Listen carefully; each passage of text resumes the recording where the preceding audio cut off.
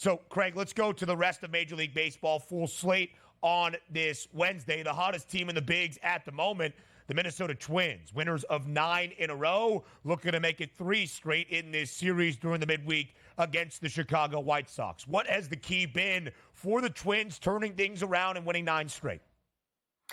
Playing against the White Sox 6 times. That's what's turned it around pretty much. I think they played another really bad team in between the White Sox. Look, the Twins are pitching well. Joe Ryan, Pablo Lopez, those two are fronting a very good rotation. This guy, Julian, the second baseman, has done a good job for them. He's hitting a bunch of home runs. There's really nothing, Ben, that stands out. And when you look at it, they're only 16-13 after winning in that streak. But yeah, this is one of those smoke and mirror situations where the Twins are probably going to be a good team, but not a great team. The White Sox are arguably the worst team in the American League. And so when you play against them and you play 6 times, you're expected to win at least 5. And that's what they've done. They've won them all. Yep. The Southsiders, the worst record currently in MLB, 6-24. The Twins heavily favored at greater than $2 to win their 10th consecutive game, pull off their 2nd consecutive sweep over Chicago. Craig, that other really bad team that Minnesota played, sandwiched in between these 7 games now against the White Sox, the LA Angels. Now, listen, there you go. We're sad for Mike Trout, but good for our under. Equal investors, Craig Mish and I, in the Angels under 72.5. Craig, we'll see you on Newswire starting at 11 a.m. Eastern. Thanks for joining us here. Of course. Have a great day, guys. Same to you. More around Major League Baseball for this full Wednesday slate. Up next, you're on the early line. 15 games, all 30 clubs around Major League Baseball in action on this Wednesday. A ton of day baseball to get to as well. Delays be damned. Get it? All right, anyway, tonight in the desert, it's a great showdown between the Dodgers and the D-backs. Yoshi Yamamoto makes the start for L.A. They're a road favorite at -142. Jordan Montgomery, because of the delay caused by the Bees last night, was in line to start. He gets bumped because of the delay to this Wednesday, and his Diamondbacks enter as a home money line underdog. Total at 9. We saw some offense in game number 1, despite extras last night, only 7 combined runs. What do you expect for game number 3 between these National League West foes?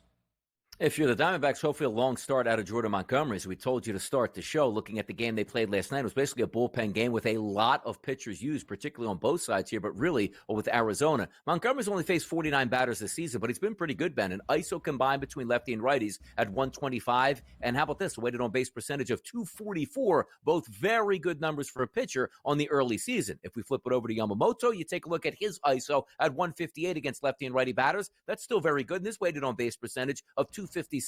We saw a lot of runs last night. I don't think we're going to see a lot of runs. Actually, what was the final score last night in that game? You have that off the top of your head real quick. Was it high?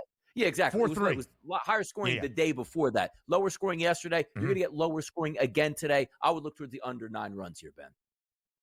Yeah, 9's a pretty lofty total out in the desert. But as Donnie said, 8-4 in game number 1. L.A. on top. Arizona, courtesy of a Christian Walker 2-run shot in the 10th. 3 of those 7 runs, by the way, scored in the extra frame.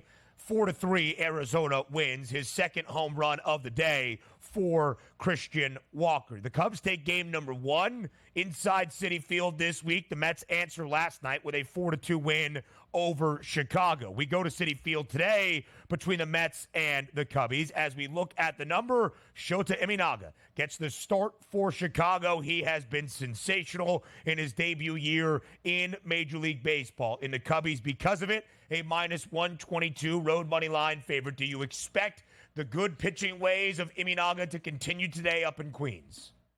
I do. If we're taking a look at some of the statistics I like to look at, which include xFIP minus, the number 1 pitcher on the card today is actually Yamamoto with a 67. You take a look at the top 5, that's Imanaga at an 83. So we're expecting a good pitching performance, and rightfully so. Take a look at some of these non-analytical numbers where you just go up against him on a day-to-day basis. ISO power number 076, weighted on base percentage 205. That is absolutely filthy here. So we're not looking for a great offensive performance here out of the New York Mets. If we flip it over to the other side, Jose Buto's on the mound. He's actually been pretty good as well. You take a look at his number. It's a 103 xFIP minus, which is right around average, but look at his ISO power numbers combined through 90 at-bats, a 133 and his weighted on-base percentage at a 278. I like the under here also to start the day on these first two games.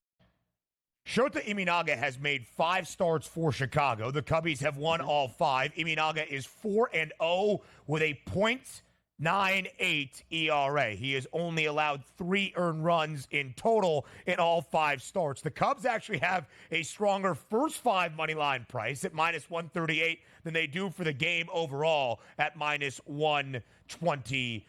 I still like the number for Chicago here up in Citi Field today against the Amazons. Justin Verlander makes start number 3 of his Major League Baseball season today as Houston hosts the Cleveland Guardians. Cleveland, despite dropping a few here in their last few games, still tied with the Orioles for the best record in the American League at 19-10. But the Astros have won 3 straight. Now in the month of May, can they make it 4 in a row? -172, the Astros a home favorite.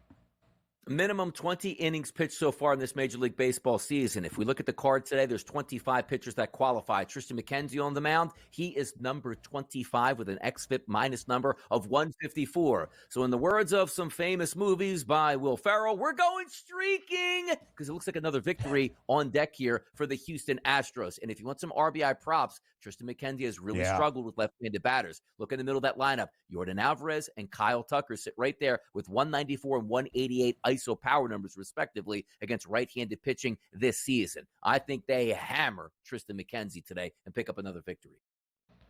And Jordan Alvarez has the shortest number to record a ribby at +250. Kyle Tucker at 4-1, tied for the second best alongside Jose Altuve. So if those guys are going to be batting in runs, maybe Altuve scores one. He's -145 to cross home plate today and register a run.